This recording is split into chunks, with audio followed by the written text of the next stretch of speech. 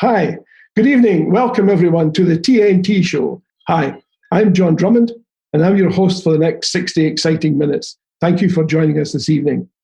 We have yet another great guest tonight, and I'm really excited that he is with us. Stay tuned to hear from Scotland's foremost actor, and he's taking your questions live. But first, a few words about TNT, The Nation Talks. In many respects, this is your show. Talk to the nation. Tell us what you'd like to say. The details are on the screen. They're available on the website and elsewhere. So it's very much your show. And now to our guest. Tonight, the nation talks to Brian Cox, award-winning movie and theatre legend, campaigner for justice, and independent supporter. Brian joins us from London. How are you, Brian? How are you and the family coping with the pandemic?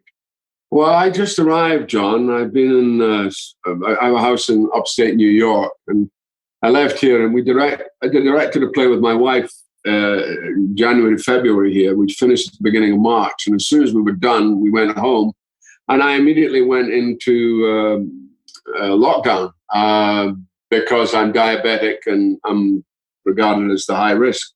And actually, it's been amazing, and because it's given me an opportunity to do things, because I'm such a city boy, But I'm living in the country, in the middle of the woods. So I've watched, when we arrived in March, the snow was on the ground. There were no leaves on the trees. It's pretty snowy up there.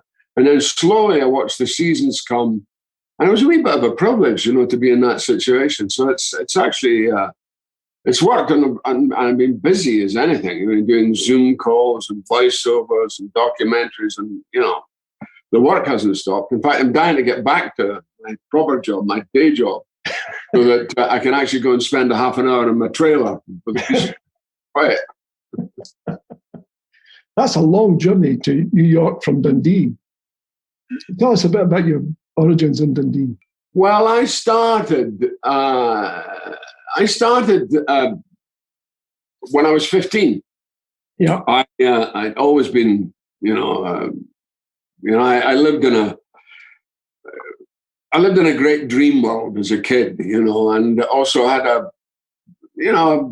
dodgy start. My dad died when I was 8. My mum was institutionalized. She had a series of nervous breakdowns. And that's another reason why I've come back, because my eldest sister, Betty, who was great, tough, great, unremitting, but I love her. And she looked out for me, She took care of me, but actually she looked out for me more than took care of me, because it meant that she was just watching me, and I was a relatively free agent at a relatively young age. So now she's 90, and she's in a care home in Aberfeldy. So that's the reason. One of the reasons I'm back is it's my eldest son's 50th birthday. I can't believe that. That just. And it's my sister. My sister her birthday was in April, and I missed it because of the lockdown. Yeah. So I'm dying to see her. I haven't seen her for ages. She's in this great place in Aberfeldy. Yeah. So that's one of the reasons I've come back. But Dundee, for me was, because Dundee's on the Tay.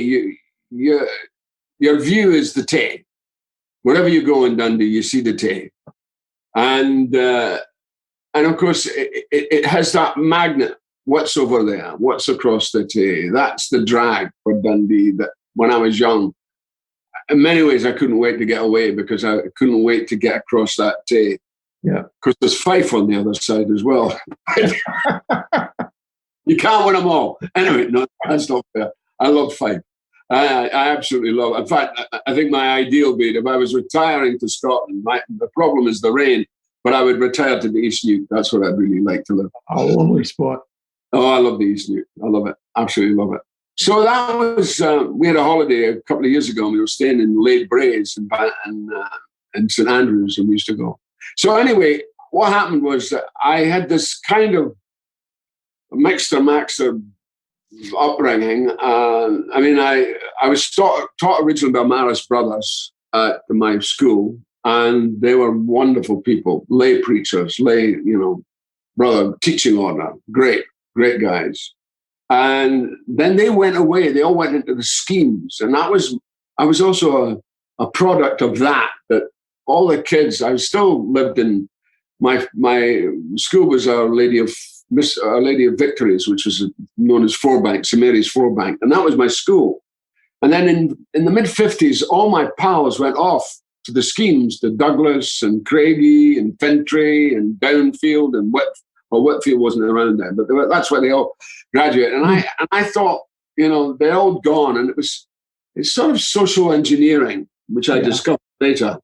Not of the best kind, which you take all the bad people, what they thought were the bad people, you take them out of the slums, but communities, and you spread them in these faceless places. Yeah. I was lucky that didn't happen to me. So I used to, then they were just ordinary teachers that came in, and the headmaster was a guy called Mr. Robertson, and he would always get me to go messages. I would go messages. I was always, Cox, I need you to go to Largs and look out. I need a stylus from my hi-fi. I mean, this kind of stuff. I mean, what was I? I was 9, And of course, I loved it because I'll give to the gab, as you can hear. I would go off for the whole day, and I'd get back at 2:00. We were over by 4, and I said, I found your stylus. And I'd been out since 11:00. Sometimes I didn't even go home. I didn't even go back to school. But it was not good for my education because there was nobody. So I failed my 11 plus. I went to this St. Michael's Junior Secondary. I had 2 great, they never actually taught me directly, but one was my registrar and the other was a guy called Bill Dewar and George Hackett. And these were 2 guys, again, who looked out for me. And they could see that I was a fish out of water, and they saw that. And I had this acting bug, which I'd had since my dad put me on the coal bunker, and I used to do Jolson impersonations when I was 2, and 3, so that stuck with me. I thought, well, this is good. New Year's Eve, he'd put me on the bunker. I'd do with all the actions, and my audience would go, whoa. And I thought, I like this. So it stuck. And I managed to get through Bill Dewar. He knew a guy called Frank McGrath who was working at the Rep. And his job was going. And he said, why don't you go for Frank's job? So I went down there. And the first time I walked in the theatre, there was a fight going on. So I thought, what the heck's this? There was 2 actors. One of them was Nicol Williams, and Nicol was, so all this was going on. I thought, God. So I was trying to get past them because it was really close where the dressing rooms were. So I got past them. There was a guy standing on the landing smoking a cigarette, an actor called Gone Granger, who's still with us, Gone. And he looked at me and he said, are you all right, darling? And I thought, that might me down. And I thought, well, this obviously is where I should be. So then I went off I went in, and the guy was a nice man called John Henderson, who was the theatre director at the time of Dundee Rep, and this was 61. Oh, God. And I was just 15, only just 15. And he asked me, he said, so do you know anything about classical music? And I knew nothing. I mean, nothing. But there's a guy called Brad Cato, who was a music teacher, and he just did a class where he played because the poor man was demented by these psychotic Dundonian 12-year-olds. And he was, poor man, what those poor teachers went through. I know. I mean, I went to school with a bunch of killers and bandits, and, con artists, the whole lot. And he said, okay, he said, I'm going to give you some classical music. So he played the trumpet march from Aida, Verdi's Aida. So I thought, so John Henderson said, what about classical music? And I said, well, it's funny you should say that, but I have a particular liking for the trumpet march from Aida. And he could see right through me. He knew I was blagging myself. But I got the job, and I started at Dundee Rep, and that was the best time, the best time. Good. And now, here we are in the present day. You've been nominated for an Emmy for Succession. Yeah. That's really exciting. So, I mean, how do you? I mean, do they write to you and say we've nominated you? How does it work? No, yeah, they announce it. They have a big thing in the States where they used to. Of course, it's all virtual now because of our present crisis. but they have a morning where they do the noms. I mean, it's a big nomination list. I mean, our show alone has got 18 nominations, which is pretty amazing, isn't it? And a great writing team, and it's a great show. I mean, I kind of, when I got funny enough, the first read through of the show was the day we got the bad news about that sort of Pink Pinocchio being voted president. We had to deal with that, and that was a bit of a downer at the end of a rather lovely day. But no, I mean, that's what they do. They announce it, and so that was the announcement. I think the ceremony, I don't know what it's going to be. I think it's going to be virtual, which is on the 25th of September. Excellent, and it's lovely. I mean, and it's a great show, and I'm very lucky. And if you hang around long enough, something always turns up. Well, that's a bit self-deprecating. I mean, I've seen the show. I'm a big fan. And I have to say, sparing your blushes, you're very good. I mean, you really are. And, thank you. And it's captivating because, it's a leap of imagination because not everyone's been running a huge empire like Logan does. But especially from Dundee. But it's entirely credible because it's as much about the family dynamic as it is about the way the business is running, and that's always fascinating for people. I mean, people it just resonates, But you actually you did some shooting in Dundee. I mean, you clearly had an influence on the script as well. Yeah, but it was, I don't know, not exactly subliminal, but the weirdest thing was we started filming, and for 9 episodes, not, this was we were coming up to the 9th episode.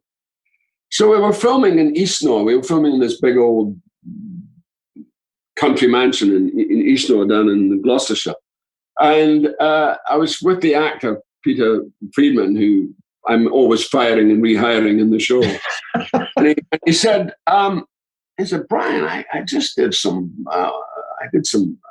ADR. ADR is what they call additional dialogue required. And that's when you do dubbing and pro-syncing.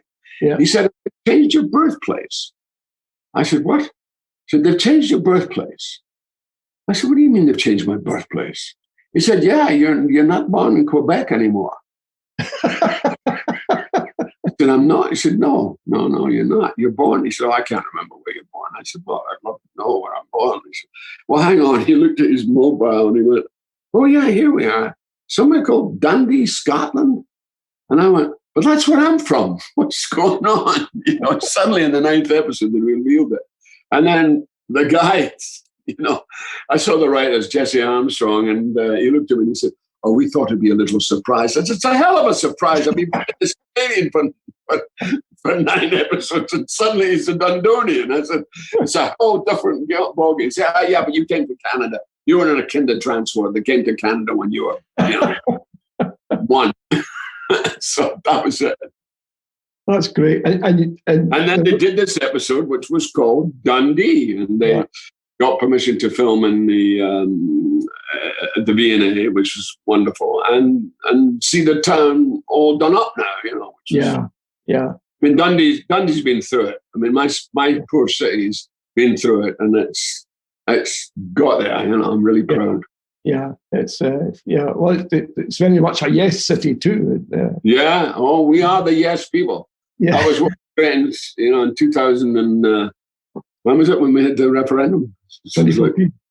2014. Oh my God, 6 years. Yeah, and I remember it, and I was just particularly proud that I was Dundonian, and we were the yes city for Scotland. Yeah. And it's also to do with the history of Dundee and particularly the social history and the failure of subsequent parties to really do what they're supposed to do and what they never honoured to do. And the Dundonians are very honest people. Yeah. They cut the crap. They call a shovel. Yeah.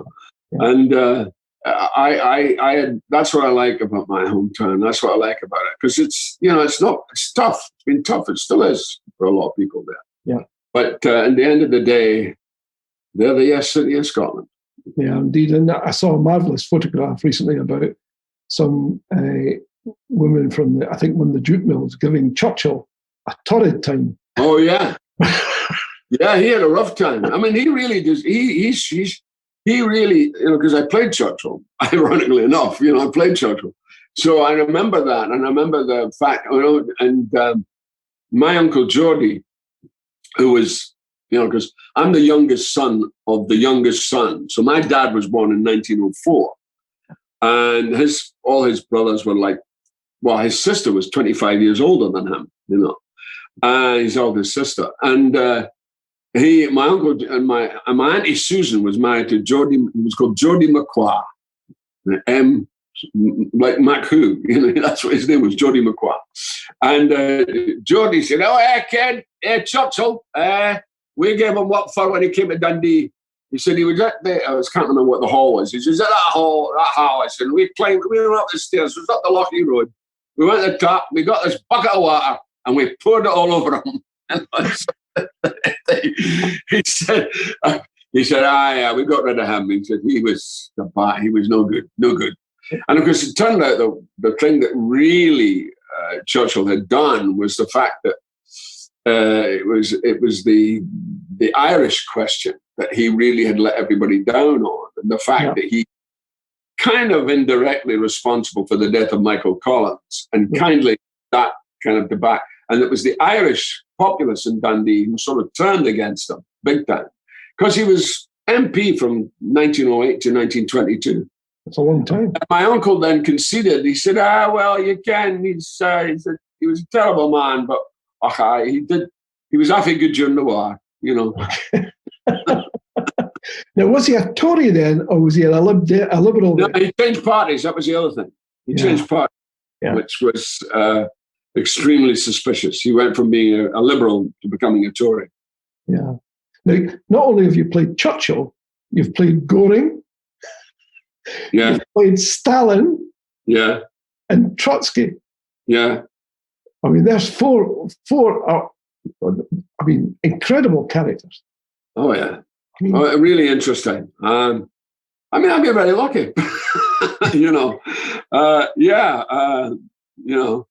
No, I have been. I've been amazingly lucky. This profession has been very kind to me, and it keeps on being kind. It keeps on giving, which is lovely. I'm happier now than I've ever been in my job, because the work is great. And of course, playing those guys, giving them a point of view, which is very hard, when you're playing Stalin or you're playing Trotsky is different. He's much more kind of, there's something kind of more heroic about Trotsky, not so much about Stalin. And Goring was an interesting case because he was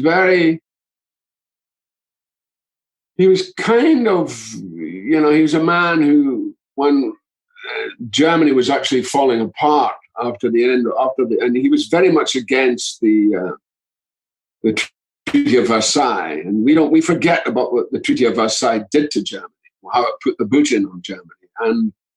And it did directly give rise to, because the great debate was between communism and socialism, National Socialism, and Rosa Luxemburg on the one side, and what eventually wasn't started by him, but what eventually would come Adolf Hitler, and he threw his lot in with Adolf Hitler, and we know what that little escapade led to.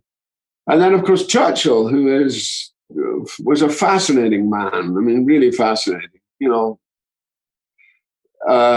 His great thing was his act of hubris, which was the Dardanelles campaign in Gallipoli, and that hit him pretty bad. And he went to the front as a soldier after that for the Scots Hussars, the Scots Fusiliers, one of those Scottish groups. And he served at the front because he felt that he'd failed. And his career was so interesting because he was always out on a limb, but he was also very anti-Hitler before everybody else was anti-Hitler. He said, I did a great job during the war. Do you think Churchill's concerns about D-Day were connected in any way to the fiasco of Gallipoli? I think it was. It's only mentioned I think it's mentioned in a couple of biographies. I think Eisenhower mentions it, and I think I always forget the man's name. He was a field marshal, an English field marshal at the time. Name's gone. Anyway, they both in their biographies refer to it obliquely, but there was clear, and also he'd had a heart attack in the previous winter, at the end of 43, beginning of 44. And D-Day, as you know, was 44. So there was this whole movement that was going on. And of course, the Americans were coming in and they dressed better than the British soldiers. They all looked much better. They were very clear about what they wanted to do. And Churchill was a bit sidestepped by them, I think. History doesn't really look into that as much as it should do.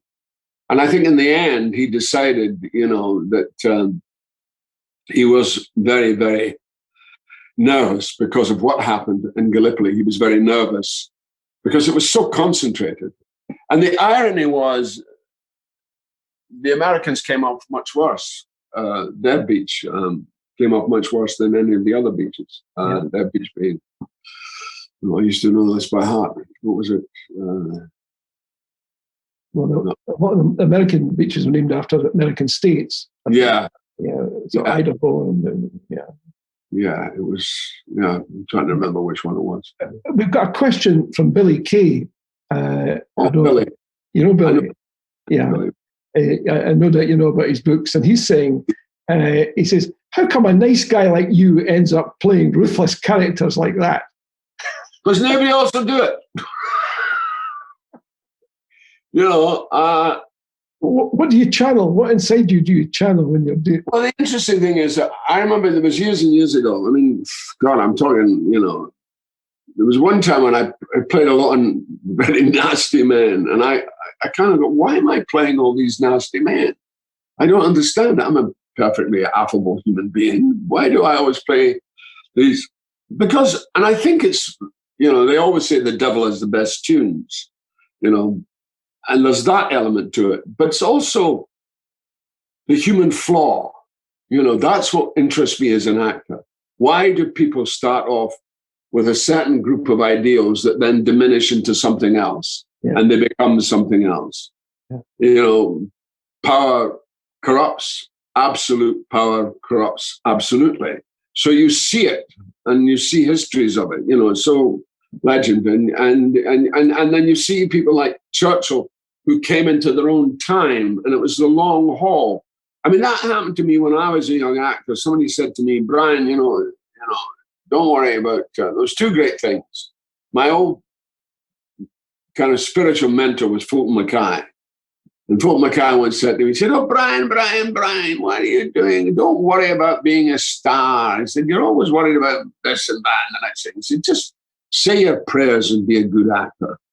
And that was the best advice that anybody ever gave to me, really. And God bless his soul. I was so grateful for that. Fulton he was right on. Yeah. And that's what you do, and I knew it was going to be a long process, but also along the way, there's going to be a lot of interesting case studies, because that's what they are. Yeah. Why do human beings behave the way they do? And why are audiences transfixed by them? I mean, why did the, not a majority, but a certain certain group of the populace of America go for Donald Trump? Yeah. When clearly the man is psychotic, he's a liar, he's a fantasist, and he's quite demented. And I don't think he's, as my mother would say, he's no Affy Wheel. So why? So Donald Trump, I'd never want to play because he's just a bad script. You want a better script than that. But you get good scripts. I mean, Stalin's certainly an interesting script, as is Churchill, as is Trotsky, as well. Do you think people really understand?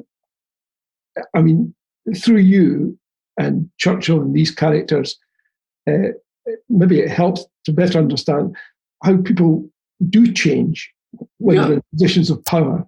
Yeah.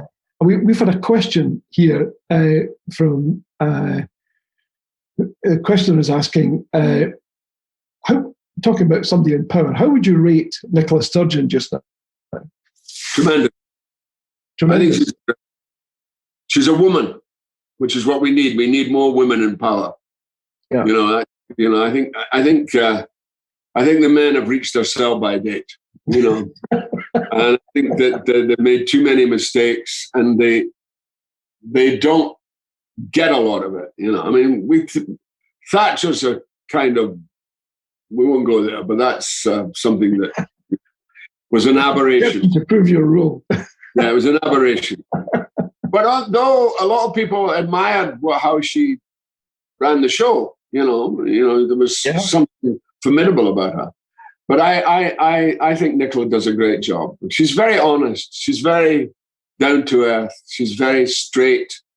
And certainly her handling of the pandemic, when you think of what's happening down here with the bunch of Waziks we've got here running the show, the Johnsons and the Goves and, the Mickey Mouse Brigade, But Nicola has real dignity and real clarity. And it's also to do with the emergence of what I think is great about our country, how Scotland has emerged into something quite else. When I was a kid, Scotland was North Britain, because its history has been so interrupted. We were cannon fodder in the First World War. I mean, not just us. The Northern Irish were the same. English, everybody suffered from the First World War. But we had our fair share of being cannon fodder. And we did it. And and of course, our history is all to do with, we're a warrior people. That's what we did.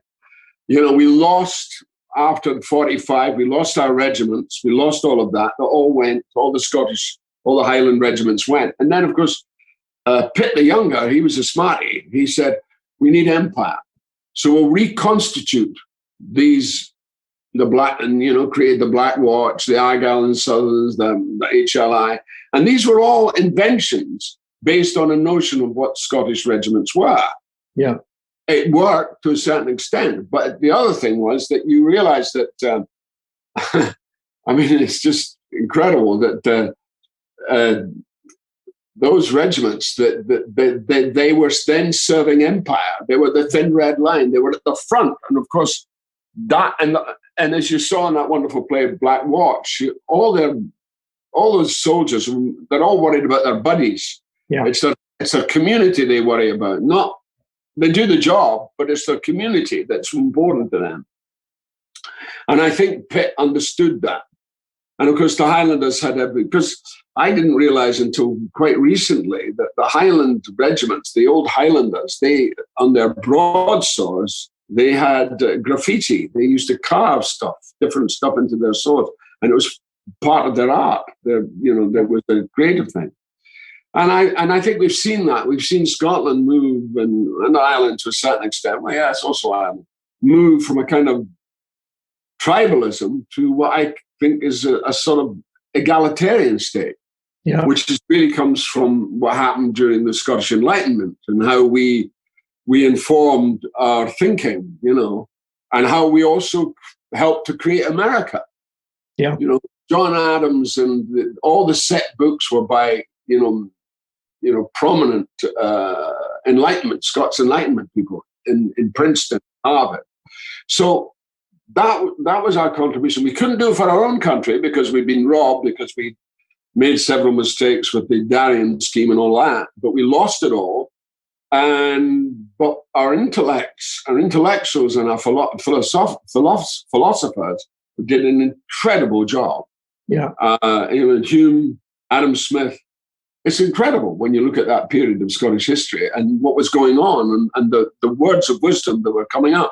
And also that humanist thing, which was pulling away from religion. It was pulling toward, especially with David Hume. So I think that is something that's so intrinsic about who we are. And that is why we have to have our own country, finally. Because we need to be who we are. we're not allowed to be who we are. And Nicholas is a very good example of who we are and what we should be.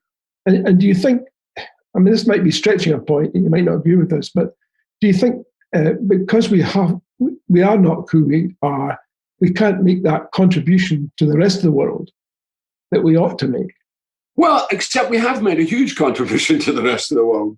I mean, what we've done, we've been peripatetic,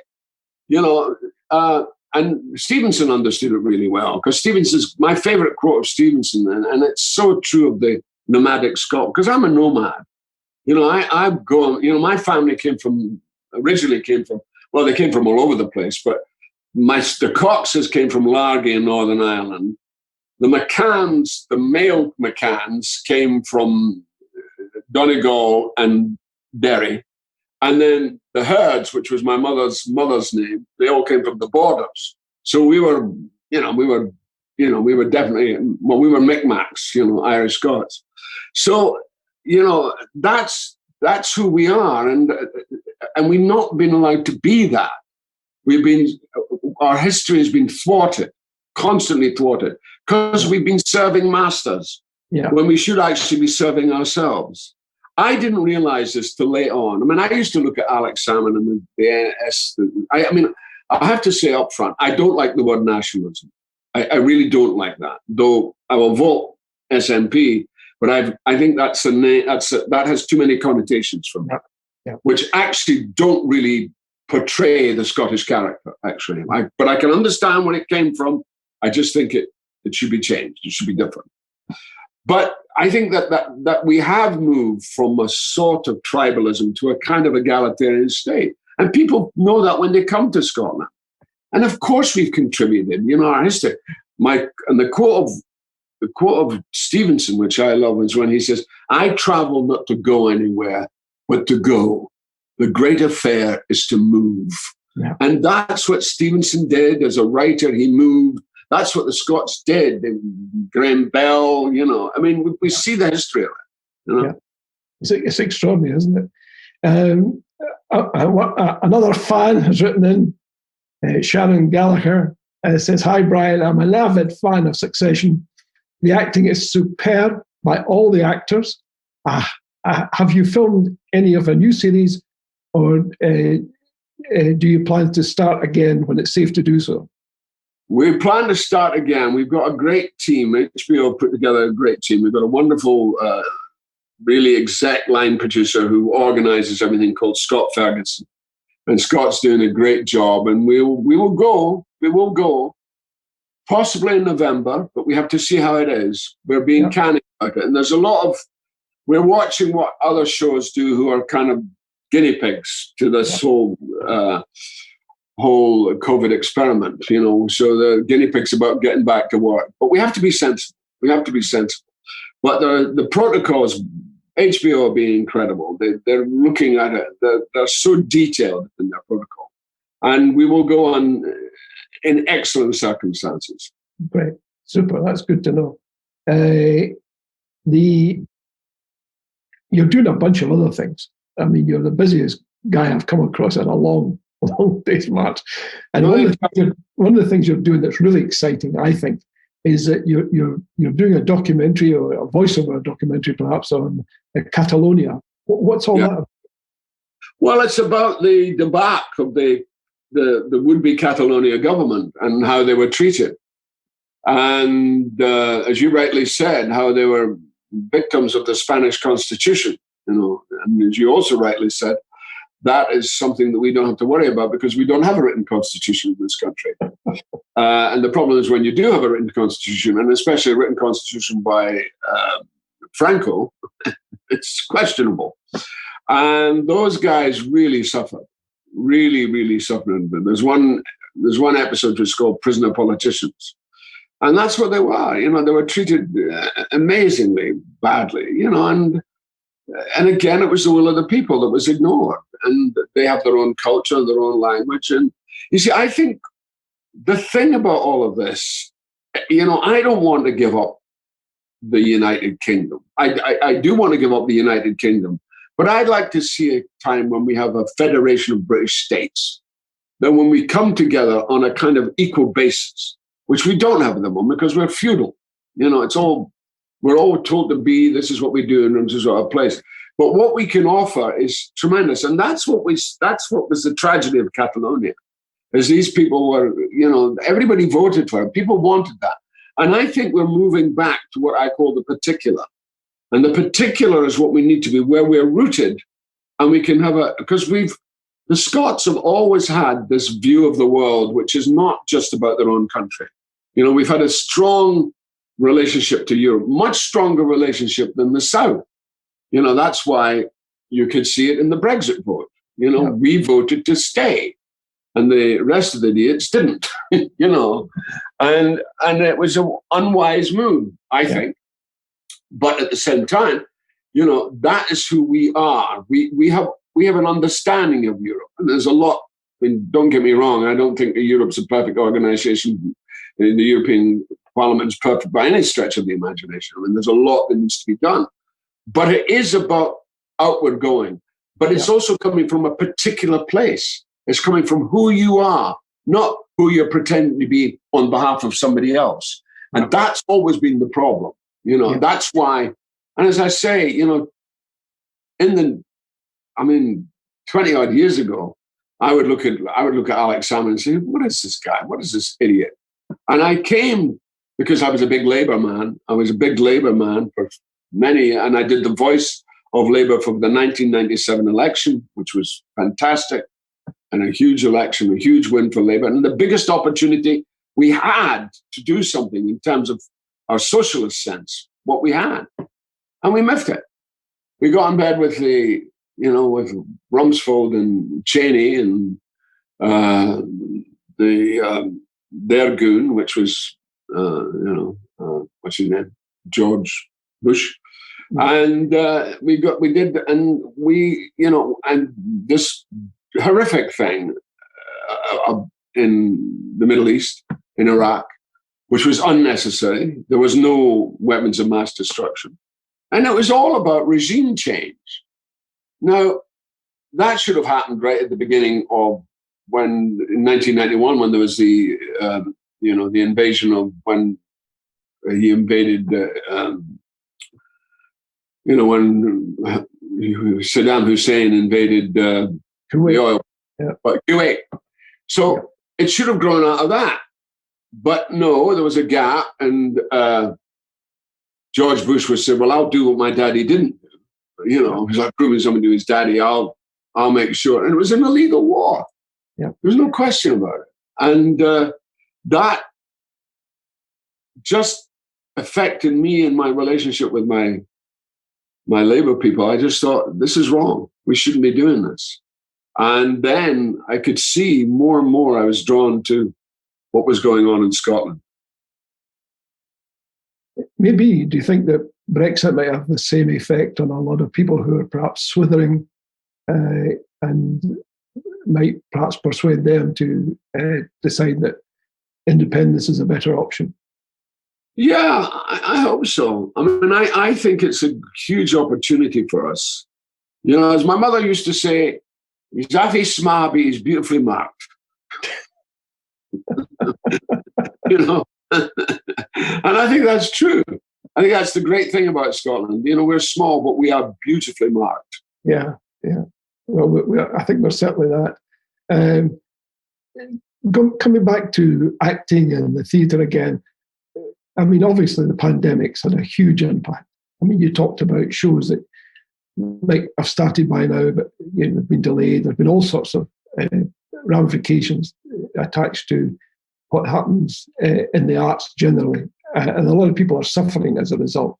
I know everybody's suffering, but maybe the arts in particular don't get as much the same attention. What do you think the future is for theatre and actors? Well, I mean, I think we'll get back to, because one of our problems is man is gregarious. We are essentially a gregarious animal.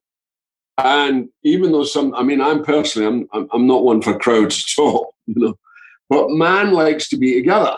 We like to congregate. We like to be with one another. And we look at ways of doing that. Religion is one thing, That's what religion did, and brought people together. But the arts, the theatre does it as well. Cinema does it. Television does it. Much more subliminally, but television is much more successful because that's the strength of the moment is that everybody is binge watching because of COVID. Yeah. So the drama hasn't gone away. It's just shifted itself towards this media, television. Yeah. But in the theatre, we have to go through a pause of it's bad. It's really bad. But finally, we've stepped up to the plate in terms of giving us money to cover us, giving us a bridging loan to bridge ourselves through. And we're going to have to bridge ourselves through. We will be back. The theatre will return. It's because it's what is frustrating people. They can't communicate.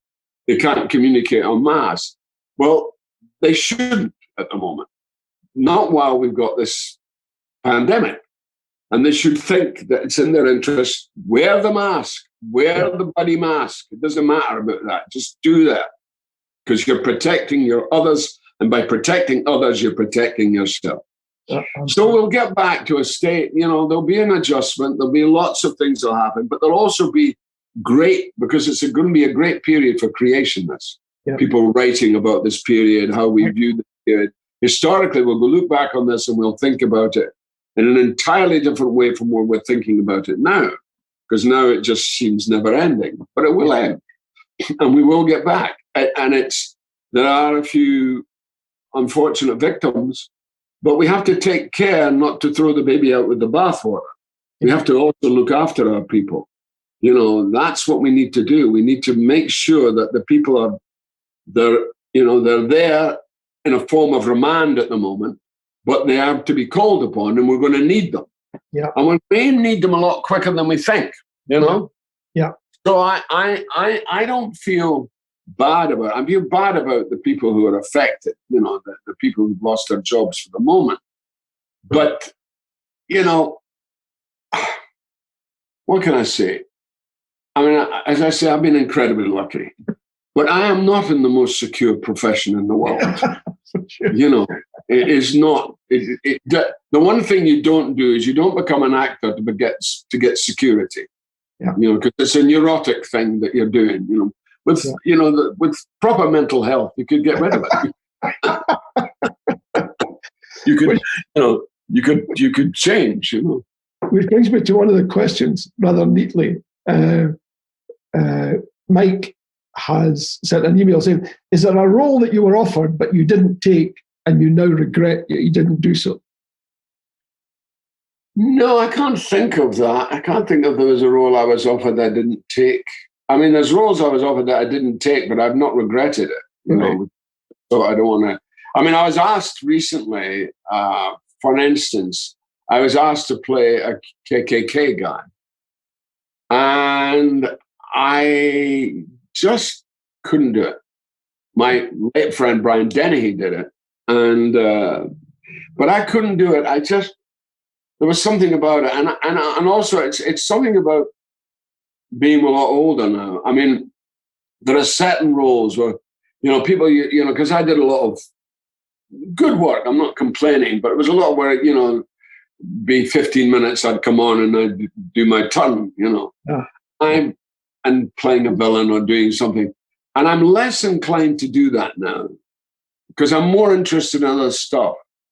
I'm more interested in politics. I'm more interested in documentaries. I'm more interested in presenting other aspects apart from the work where I earn my bread and butter. But at the moment, I'll turn down things because I'm a certain age now, so there's a statute of limitations on everything.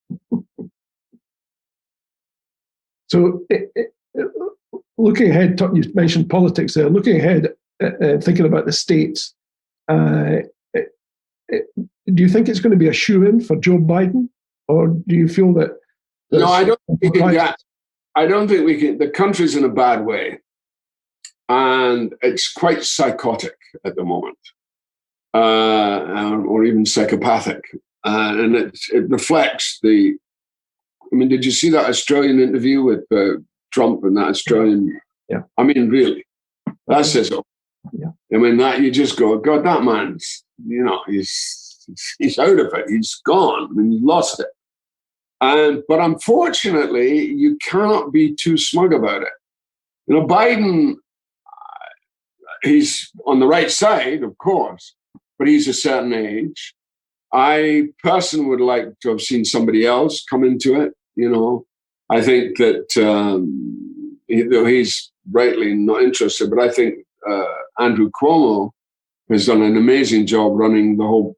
He's a bit like what Nicola and that lovely lassie in New Zealand's done, running the COVID thing, and he's done a phenomenal job. He really has, because New York was in a very bad way. Yeah. In my county alone, now there are only 6 cases in the whole county, which is pretty phenomenal, actually.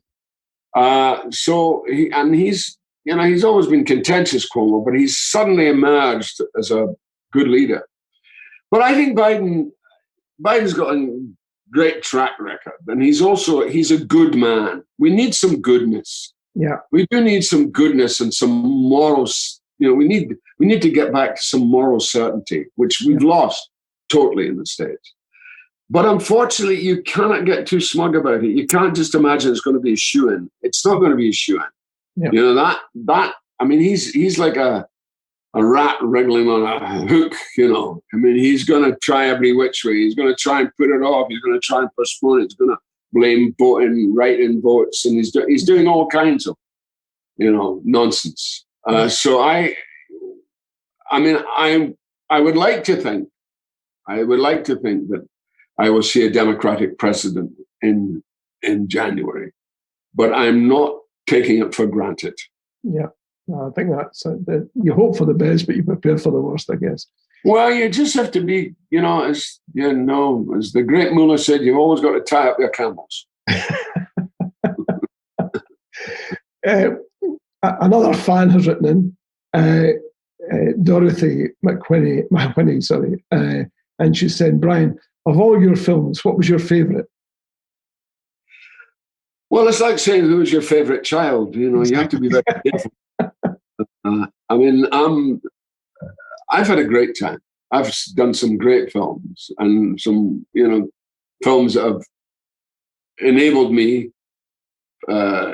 career-wise. I think, I don't. There's not a film I regret. I mean, I love doing the Bourne films. I love my turn in the X-Men films. I love doing Troy. And then I do these other films, these independent films. I did a great film called The Escapist, which I love because it's a script that I produced. So that was something that means a lot to me, The Escapist.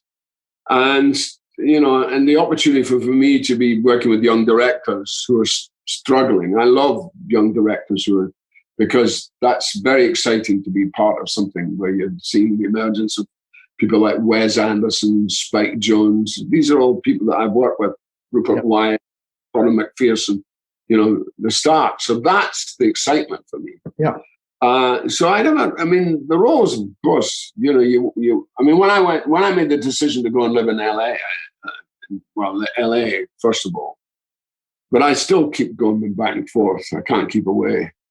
I made the decision that I was going to be, having been a leading actor and I didn't follow suit, like the grand actor being, now I will do this theater role and I'll do that and this, I thought, oh, to hell with all that. I just want to work. And I wanted to do movies because that was what I wanted to do from when I was a kid.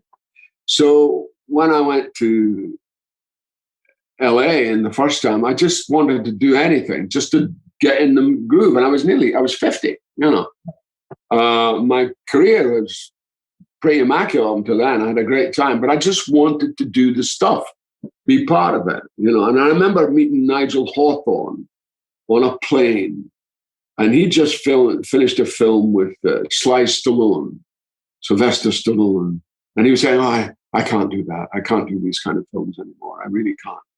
The parts, I just can't play those roles anymore. It's not, it's not feasible. I just in the situation, I couldn't do that." And I said, "Sylvester Stallone." He said, yes, I can't. I said, "I'll swap you. Steven Seagal. I worked with Steven Seagal. And I said, I follow the adage of the great Michael Powell, the director. And it was a wonderful thing that I took with me when I made this career shift to being a character actor. I've always been a character actor, but to do it in movies. And I said, what Powell said is in movies, there are no big parts and small parts. There are long parts and short parts. You're either on the movie a long time or you're on a short time. And it is the most egalitarian of art form in that way, because the day player comes in, she's got one scene, he's got one scene. That's that day. And that's your focus. So that's what they do. That's what the energy goes towards. And I love that aspect of the cinema. That's what I love about the cinema. And I was most happy to do that. I didn't, because I wasn't back to you're in your place, you're there, you're here. That goes against all my socialist roots anyway.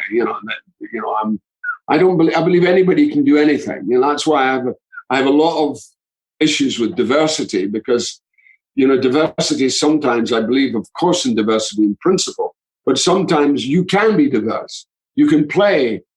And my career is proof of that I've played so many roles that have been so different and contrasting, Yeah. I hate to put you on the spot here, so don't answer this if you don't want to, but looking ahead to the next independence referendum, which may take place next year, Alan Cummings has said, look, if this happens, I'll be straight across and play any part that I can. What's your feeling about that? I'm the same, providing that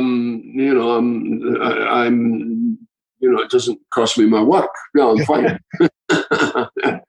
Me canny, what I mean? No, I'm joking. No, of course, be there. I'll be there like a shot. Yeah, that's great, because I think, No, this is key. This is important. Yeah. We got close last time, but we've got to do it this time. We really have to do it. It's going to be hard, though, because, the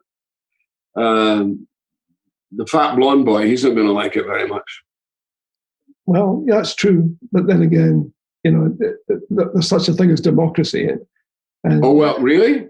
Yeah, well, I say that. Really? Are you going to give me 20 minutes on democracy and then I'd be very happy to. Democracy, yeah. Well, in view of the fact we live in a state where the Constitution is pretty much whatever the government with a working majority says it is. Well, exactly. We've seen it. When you think about this last election and you look at what happened in the north of England and how Labour got swept away, and yet that geography teacher, Jeremy Corbyn, the policies were really good policies. There was nothing wrong with them. What was wrong with them? There was no charisma. There was no taking it to the people in the right way.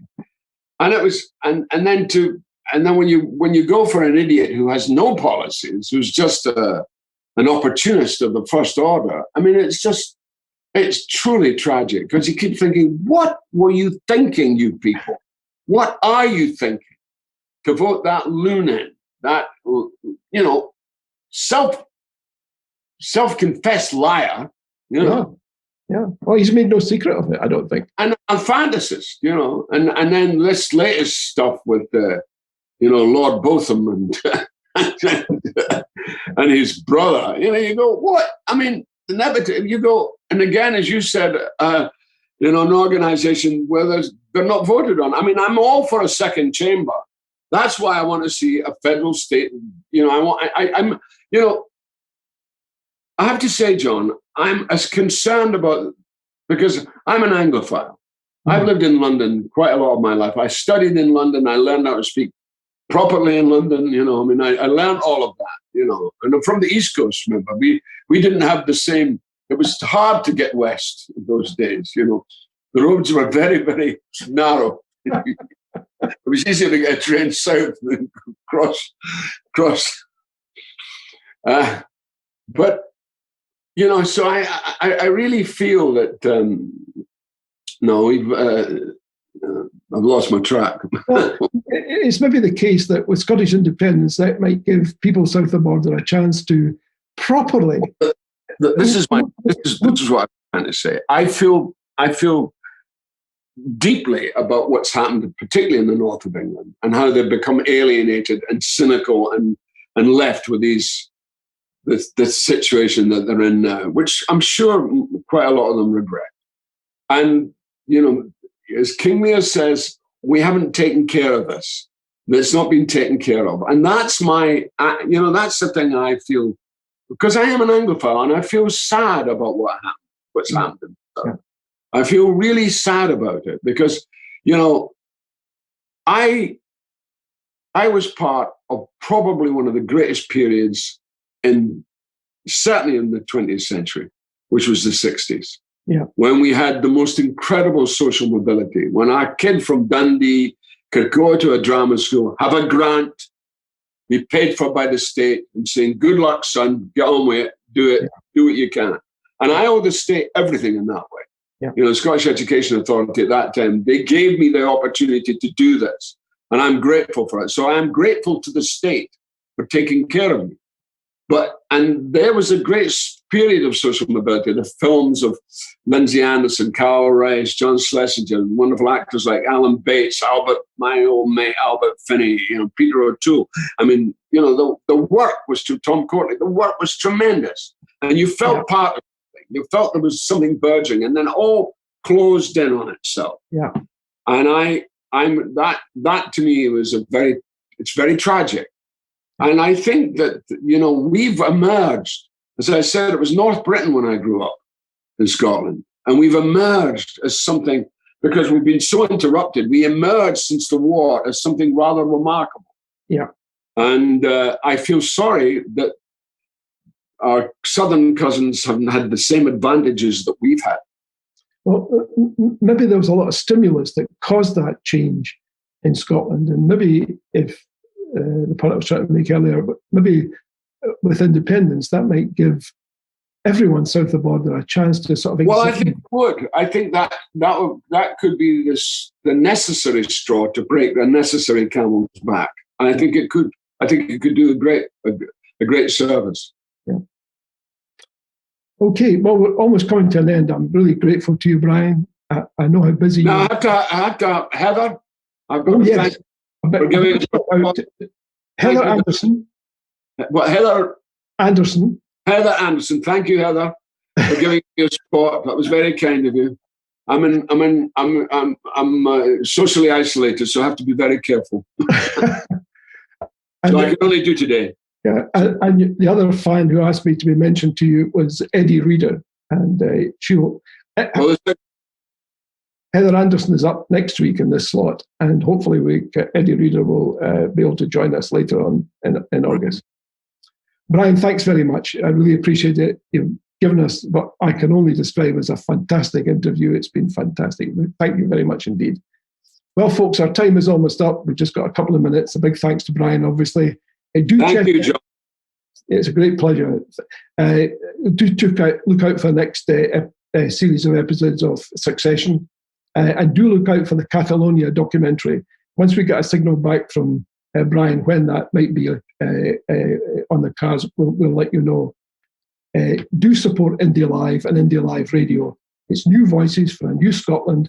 You'll get information here. You'll get fantastic guests like Brian that you wouldn't get anywhere else who are taking questions live for 60 minutes. And for all of you who like the TNT show, contribute to India Live, please. And thanks again for joining us. And I hope to see you next Wednesday. And remember, it's been a great day for British democracy. Good night, all.